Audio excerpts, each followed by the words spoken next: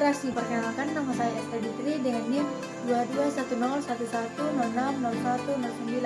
Nah, di video kali ini saya ingin menjelaskan tentang modul 2 yang berjudul Bahasa Lugas dalam genre makro. Apa saja yang akan kita pelajari? Langsung saja ke videonya ya. Baik, dalam video kali ini saya ingin menjelaskan tentang bahasa yang lugas dalam genre makro, mata kuliah Bahasa Indonesia dengan dosen pengampu Dr. Randra Jenny Imbang MHum dan Vince Watak SPD MPD. Sebagai pengantar, kita harus tahu apa itu bahasa yang lugas. Jadi, bahasa lugas adalah bahasa yang sebenarnya, bahasa yang langsung menunjuk pada maksud yang dibicarakan. Bahasa yang tidak bertele-tele karena langsung pada inti yang ingin dibicarakan dan terkesan tidak ambigu. Kalimat-kalimat yang disusun tidak menimbulkan makna ganda seperti kata atau kalimat yang bermakna kiasan.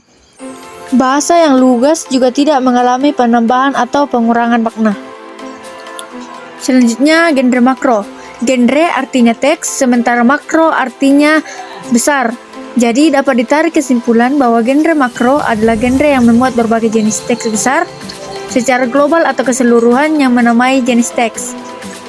Beberapa contoh genre makro antara lain esai, jurnal, artikel, surat, berita, editorial, maupun skripsi atau tesis, dan lain sebagainya. Perlu juga diketahui bahwa di setiap genre makro pasti terdapat subgenre yang lebih kecil disebut genre mikro. Genre mikro atau teks-teks kecil meliputi paragraf narasi, prosedur, eksposisi, argumentasi, persuasi, dan lain sebagainya. Selanjutnya, dalam penyusunan genre makro, penulis itu wajib memahami sekurangnya ada 4 kaidah-kaidah kebahasaan dalam bahasa Indonesia. Yang pertama adalah keruntutan bahasa.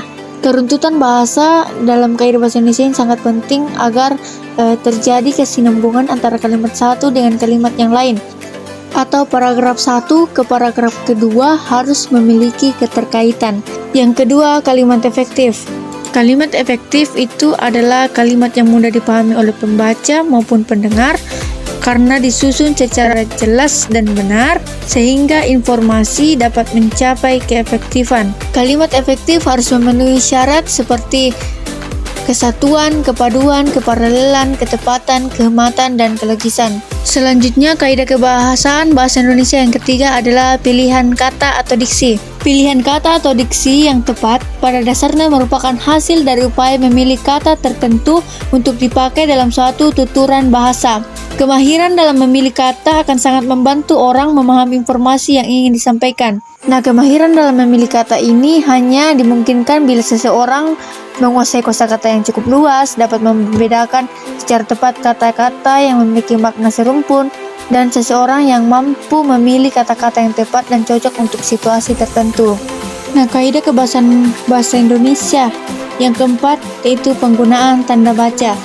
Setiap tanda baca tentunya memiliki fungsi masing-masing dan cara penggunaannya. Bisa dilihat di slide ini. Pemakaian tanda baca seperti tanda titik, tanda koma, tanda titik koma, tanda titik dua, dan lain sebagainya tentu memiliki fungsi dan cara penggunaannya masing-masing.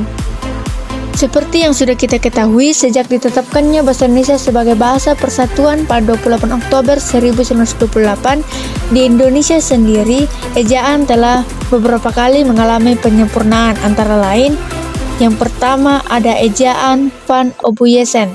Ejaan Van Obuyesen ditetapkan pada tahun 1901, yang mana ejaan ini merupakan ejaan dalam bahasa Melayu namun ditulis dalam huruf Latin. Dan bunyinya mirip dengan tuturan Belanda karena ya penelemunya adalah seorang ahli bahasa yang berkebangsaan Belanda.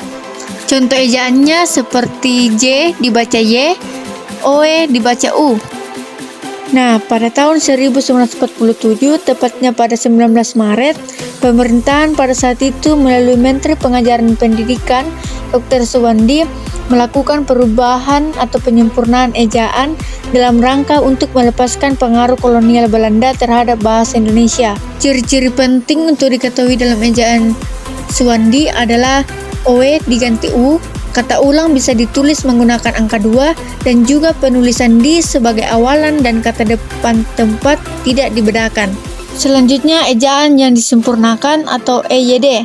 EYD merupakan ejaan yang menggantikan ejaan sebelumnya, yakni ejaan Suwandi sejak pada tanggal 16 Agustus 1972 berdasarkan Keputusan Presiden Nomor 57 Tahun 1972. Salah satu contoh perubahan yang terjadi dari ejaan Suwandi ke EYD yakni DJ diganti J, NJ diganti NY, dan dibedakan penulisan di sebagai awalan dan kata depan.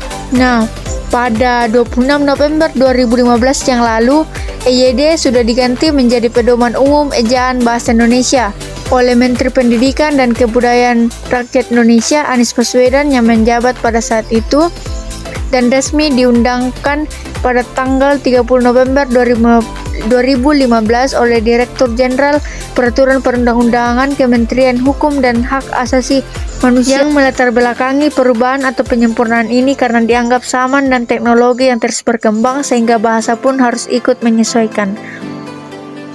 Baik, yang selanjutnya adalah paragraf dan alinea. Paragraf dan alinea merupakan satuan bentuk bahasa yang biasanya merupakan hasil penggabungan beberapa kalimat.